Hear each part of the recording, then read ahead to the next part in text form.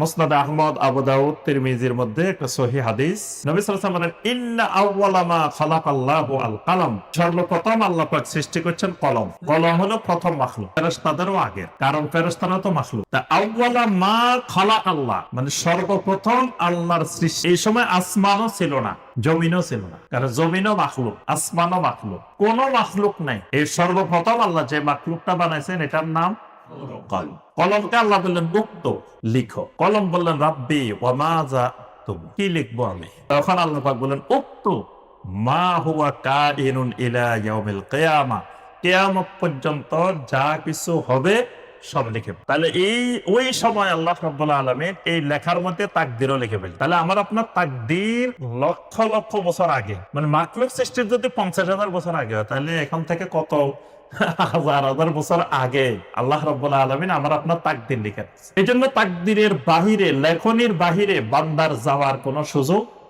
নাই।